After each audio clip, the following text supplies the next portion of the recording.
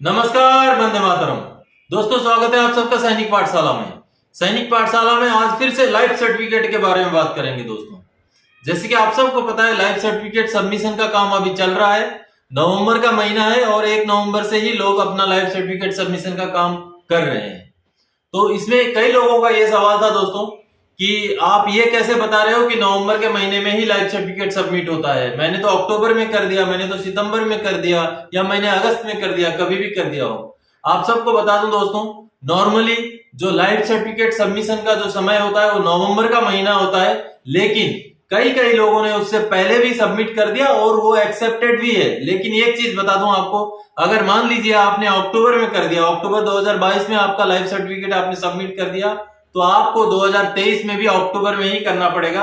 यानी कि आपका जो ड्यू डेट होगा वो 1 साल के लिए होगा। दोस्तों, अगर आपने अगस्त में किया है तो अगला साल अगस्त का ड्यू डेट होगा, इसलिए अगले साल भी आपको अगस्त के अंदर अंदर लाइफ सर्टिफिकेट सबमिट करना पड़ेगा। इसलिए जो कोई बोल रहे हैं कि मैंने तो अक्टूबर में कर दिया, मैंने सितंबर में कर दिया, वो भी गलत नहीं है। उन्होंने अपनी तरफ से सही सबमिट कर दिया, उनका एक्सेप्ट भी हो गया। और आप अगर उन लोगों का स्पर्श का आईडी खोल के आप लोग देखेंगे तो आपका जो है अगला ड्यू डेट जो दिखाएगा वो नवंबर 2023 नहीं दिखाएगा, वो दिखाएगा आपको अक्टूबर, या जिस भी महीने में आपने इस साल सबमिट किया है अगले साल का वो वाला महीना आपको ड्यू डेट में दिखाएगा। क्योंकि लाइफ सर्टिफिकेट का जो वैलिडिटी होता है वो 1 साल का होता है। इसीलिए कल जो मैंने वीडियो डाला था उसमें कई लोगों ने ये सवाल किया था कि आप नवंबर महीने कैसे बोल रहे हो कि 2 ही दिन हुए लाइफ सर्टिफिकेट सबमिशन का शुरू हुआ, ये तो मैंने तो 2 महीने पहले कर दिया है, 1 महीने पहले कर दिया। आपने जो किया सही किया, लेकिन अगले साल भी आपको उसी महीने के अंदर अंदर करना पड़ेगा। एक तो था ये बात दोस्तों, और दूसरी बात, कई लोग अभी मतलब कंफ्यूज हो गए हैं कि डिजिटल लाइफ सर्टिफिकेट और मैनुअल लाइफ सर्टिफिकेट। दोस्तों, जो भी लाइफ सर्टिफिकेट आपका जीवन प्रमाण बेस पे, या तो फिर UAIDI यानी कि आधार का जो अथॉरिटी है उस वेबसाइट के बेस पे आपका जो भी सर्टिफिकेट सबमिट हुआ है लाइफ सर्टिफिकेट, वो डिजिटल लाइफ सर्टिफिकेट है। चाहे आपका फेस रिकॉग्निशन करके हुआ हो, चाहे आपका फिंगर स्कैनिंग करके हुआ हो, जो भी लाइफ सर्टिफिकेट आपका डिजिटल तरीके से, यानी कि कंप्यूटर में आपका अंगूठा लगा के या कंप्यूटर में आपका चेहरा को रीड करके या इस तरीके से हुआ है, तो वो आपका जो आधार का जो बायोमेट्रिक डाटा है उसके साथ वो मैच होगा और आप जिंदा है इस चीज को कंफर्म करते हुए लाइफ सर्टिफिकेट जो है सबमिट हो जाएगा। तो ये है डिजिटल लाइफ सर्टिफिकेट का फंडा। और बाकी जो रह गया मैनुअल लाइफ सर्टिफिकेट, यहां और एक चीज मैं क्लियर कर दूं दोस्तों, बैंक में भी कई सारे जगह पर डिजिटल लाइफ सर्टिफिकेट का सुविधा है और वहां पर बहुत सारे लोग जो बैंक में जाके सबमिट कर रहे हैं उनका भी डिजिटल लाइफ सर्टिफिकेट सबमिट हो रहा है जीवन प्रमाण ऐप के आधार पर। तो इसलिए आप लोग ये चिंता ना करें कि जी आपने बैंक में सबमिट कर दिया तो आपका तो जो है डिले होगा या देर से ही PCDA पहुंचेगा। बैंक में भी जिन लोगों ने डिजिटल लाइफ सर्टिफिकेट सबमिट किया है उनका लाइफ सर्टिफिकेट तुरंत ही स्पर्श में अपडेट हो जाएगा। और यहाँ कई लोगों का सवाल था कि लाइफ सर्टिफिकेट सबमिट करने के कितने देर बाद या कितने दिन बाद स्पर्श में अपडेट होगा।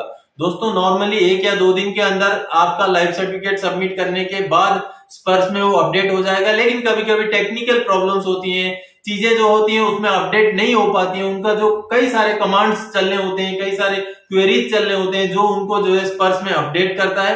तो उन क्वेरीज का डिले होने की वजह से भी, या कभी कभी हो सकता है ऑफिस बीच में एक आध कोई छुट्टी वगैरह पड़ जाए, तो हो सकता है किसी किसी का देरी हो जाए स्पर्श में उस चीज का अपडेट आने में। लेकिन आपका अपडेट जल्दी आ जाएगा अगर आपने डिजिटली लाइफ सर्टिफिकेट सबमिट किया है। तो मैनुअल वालों का भी आएगा, उनको भी घबराने की चिंता करने की कोई जरूरत नहीं।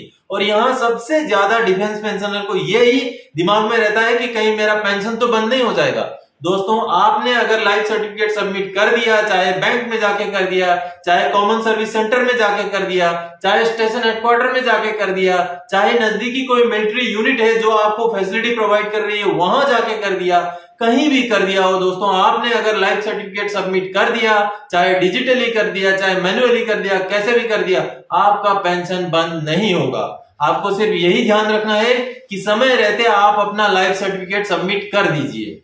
और दूसरी चीज, अगर थोड़ा सा समय से करेंगे तो उसमें फायदा आपका ये होगा दोस्तों कि आपका अगर इनकेस रिजेक्ट हो गया तो आपको समय मिल जाएगा कि नवंबर के अंदर अंदर दोबारा से आप सबमिट कर दें। तो इसीलिए मैं बोल रहा था आप सबको कि जितना जल्दी हो सके कर दीजिए, और इसमें बहुत ज्यादा पैनिक, बहुत ज्यादा घबराहट होने की जरूरत नहीं। कोई बैंक बोल रहे हैं 10 तारीख के बाद आइए, तो ठीक है 10 तारीख तक रुक जाइए, 10 तारीख 11 तारीख को चले जाइए, ऐसी कोई जरूरी नहीं। कई बैंकों में ऐसा करते हैं कि वहां वर्कलोड या ऐसे कुछ चीजें रीजंस होने की वजह से पेंशनर्स को एक टाइम दे देते हैं कि 5 तारीख के बाद आइए, 10 तारीख के बाद आइए। तो वो भी कोई आपको मतलब कोई मना तो कर नहीं रहे, तो आप लोग उस समय में जाकर के कर लीजिए। और कई ऐसे डिफेंस पेंशनर्स हैं जिनका ये कहना है कि कई ऐसे बैंक्स हैं जिन्होंने एक साफ साफ मना कर दिया कि आपका जो है इस पर्स में चला गया, आपको जो है अभी लाइफ सर्टिफिकेट हम सबमिट नहीं कर रहे।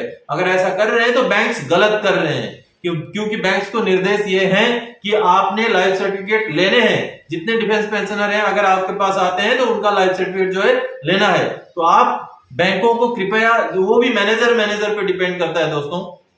कई सारे मैनेजर्स कोऑपरेटिव होते हैं, कई सारे ऐसे होते हैं कि अब उनके दिमाग में बैठ गया कि भाई इस पर्स से होना है इनका तो करेंगे ही नहीं। या तो रिक्वेस्ट करके करिए, या तो फिर उसको पीसीडीए का जो अथॉरिटी है उसको डाउनलोड करके उसको दिखा के करिए, करना तो पड़ेगा।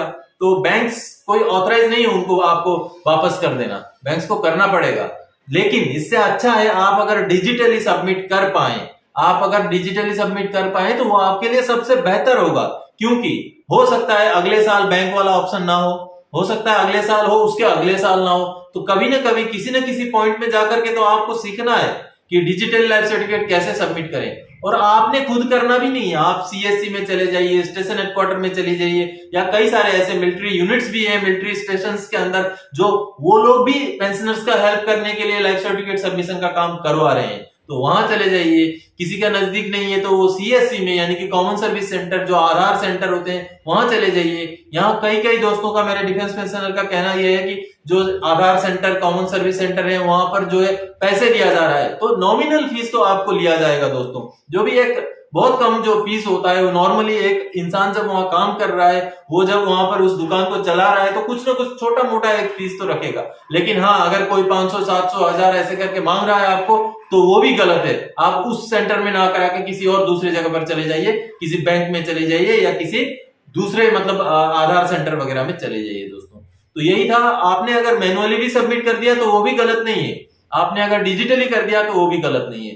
जीवन प्रमाण एक्ट के तहत आपका लाइफ सर्टिफिकेट सबमिट हो रहा है। आपका आधार नंबर और लाइफ सर्टिफिकेट का जो जनरेट किया हुआ नंबर है, वो दोनों नंबर कंबाइन होकर के पीसीडी में चले जाएंगे, वो अपडेट हो जाएंगे और आपका पेंशन कंटिन्यू रहेगा। तो इस वीडियो में आज इतना ही। आगे और कोई जानकारी रहेगा आपसे सरोकार रखने वाला विषय लेके मैं फिर से हाजिर हो जाऊंगा। तब तक के लिए जय हिंद दोस्तों।